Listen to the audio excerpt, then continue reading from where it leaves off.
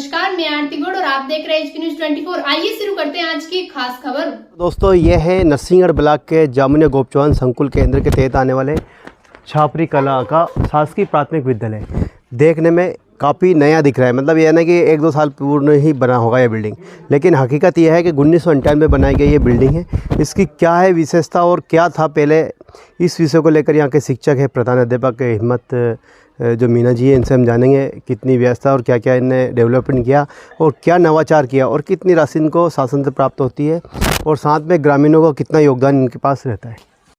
Sir, क्या नाम है आपका? सर, मेरा नाम हिम्मत सिंह मीना है और मैं अभी हाल फिलहाल यहाँ का प्रभारी हूँ। और अभी जो शिक्षक थे वो चले गए। जैसे पहले दो टीचर थे, अभी मैं अकेला हूँ। उनका प्रमोशन हो गया तो वो दूसरी जगह प्रमोट होकर चले गए। जिस प्रकार से पहले स्थिति काफ़ी ख़राब थी, तो क्या नवाचार लाया और किस विषय को लेकर आपने ये नवाचार करते आ रहे और शासन से कितनी राशि प्राप्त होती है और ग्रामीणों का क्या सहयोग रहता है आपके यहाँ पे? शासन से तो 32,000 की राशि आती है, उसमें अलग अलग प्रकार की राशि है। तो खेल सामग्री है 5,000 की, 2,000 सेफ्टी ग्रांट के रहते हैं, बाकी मरम्मत और अपने स्कूल की व्यवस्था के लिए रहते हैं। तो हम उसी सामग्री उसका पूरी राशि का उपयोग करते हैं पूर्ण ईमानदारी से। वो कुछ कहीं कम पड़ती है तो हम ग्रामीणों से सहयोग लेते हैं। अच्छा। तो जन सहयोग हमारे ग्रामवासी भी करते हैं, 200-500 जो भी उनसे बनता है। 24 लोगों की हमारे यहाँ टीम है, तो वो हर समय हमारे साथ रहती है। स्कूल में क्या क्या गतिविधि में जैसे हमने यहाँ पे ये हमारी पुस्तकालय लाइब्रेरी बनाई है हमने बच्चों के लिए। यहाँ पे सभी पुस्तकें बच्चों के लिए उनकी सुविधा अनुसार उपलब्ध कराई है। और जैसे ये पुस्तकें वो पढ़ लेते हैं तो उसके बाद हम नई पुस्तकें वापस रखते हैं। और उधर हमने एक डिजिटल स्मार्ट क्लास बनाई है।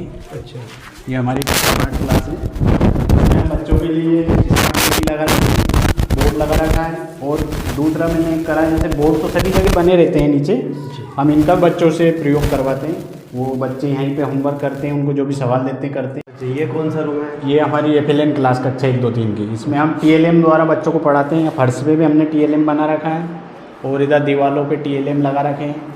बाकी हम TLM द्वारा बच्चों को शिक्षण। जिस प्रकार से जो पहले खंडर थी, खंडर से आपने क्या क्या काम कर दिया पहले इस बिल्डिंग में? ये भी पहले बिल्डिंग ऐसी थी कि इसमें हाथ लगाते तो रेत गिरती थी। हमने जन सहयोग और हमारी जो राशि आती है शासन से, उसका पूर्ण उपयोग करते हुए पूरा प्लास्टर निकला के पूरा प्लास्टर और अच्छा क्वालिटी का पेंट करवाया है, ताकि बिल्डिंग 10 साल तक कुछ ना बोले। उम्र बढ़ गई 10 साल? हाँ, 10 साल इसकी उम्र बढ़ गई।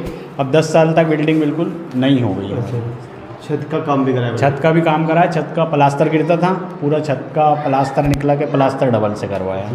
और ऊपर छत के ऊपर वाटर प्रूफिंग करवा दी, तो पानी की दिक्कत भी नहीं है उसमें।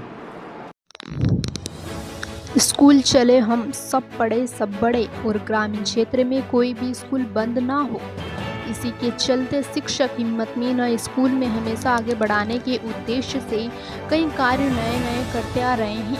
आपको बता दें कि वर्ष 1999 में बनाया गया स्कूल भवन अब भी नए भवन को पीछे रख रखा है। इसी सरकारी स्कूल को प्राइवेट विद्यालय की तर्ज पर संचालित कर रहे हैं और शिक्षक खुद अपने बच्चों को भी इसी स्कूल में पढ़ा रहे हैं। आपको बता दें कि नरसिंहगढ़ ब्लॉक के जामुनिया गोप चौहान संकुल केंद्र के तहत आने वाले प्राथमिक स्कूल छापरी कला को 3 वर्ष पूर्व शासन ने भवन को कर दिया था खंडर घोषित, लेकिन शिक्षक और ग्रामीणों ने मिलकर नया भवन बना दिया। गांव से स्कूल बंद ना, इसी के उद्देश्य से काम कर रहे हैं शिक्षक।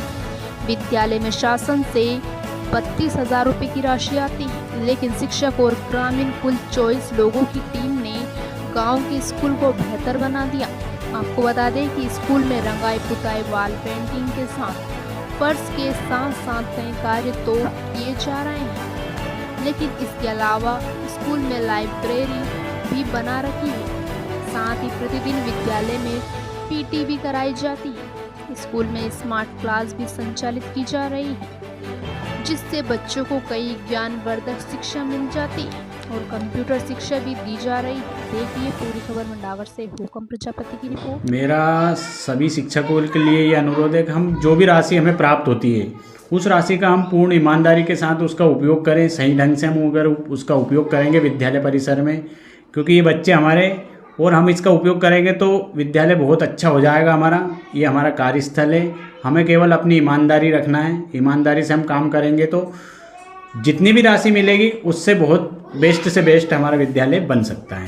जिस प्रकार से आपके ऑफिस में कंप्यूटर भी रखा था, ये कंप्यूटर किस उपयोग में आता है आपके? कंप्यूटर जैसे शासन के कुछ कार्य भी रहते हैं और बच्चों के लिए भी हम सोच रहे हैं कि जो बच्चे हैं उनको भी कंप्यूटर का बेसिक नॉलेज होना चाहिए। आजकल डिजिटल ज़माना है, तो हम बच्चों को अभी से उसके बारे में थोड़ी थोड़ी जानकारी देंगे तो आगे जाके बच्चों को वो उसका बेनिफिट मिलेगा।